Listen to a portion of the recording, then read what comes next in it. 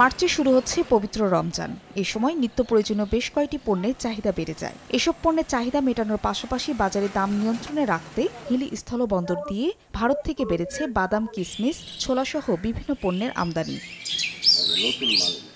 আমদানিকৃত পণ্য বিক্রি হচ্ছে বন্দর থেকেই, এরপর যাচ্ছে ঢাকা, সিলেট সহ দেশের বিভিন্ন স্থানে। রমজান উপলক্ষে আরো বাড়বে আর কি, কার্যপরিধি আরো বাড়বে। ছোলা বুট হলো 100 টাকা থেকে 105 টাকা পাইকারি হচ্ছে। তবে বর্তমানে ব্যাংকে ডলার রেট সহনীয় থাকার ধারাবাহিকতা অব্যাহত থাকলে আগামীতে বাড়বে পণ্যের আমদানি, কমবে দাম বলছেন আমদানিকারকরা।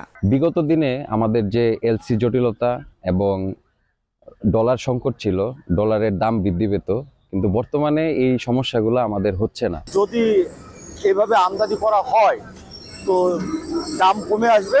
রমজানে বাজারে পণ্যের সরবরাহ ঠিক রাখতে আমদানিকারকদের সব ধরনের সহযোগিতার আশ্বাস কাস্টমস কর্তৃপক্ষের। আমাদের কাস্টমসের আনুষ্ঠানিকতা সম্পন্ন করে দ্রুততার সহিত পণ্য সরকারি ডিউটি আদায় সাপেক্ষে আমরা ছাড় প্রদান করে থাকি। হিলি কাস্টমস ও বন্দরের তথ্য মতে চলতি মাসে এখন পর্যন্ত ভারতীয় ৭৩ ট্রাকে ১,৭২৮ মেট্রিক টন ছোলা, কিশমিশ, বাদাম ও নারিকেল আমদানি হয়েছে।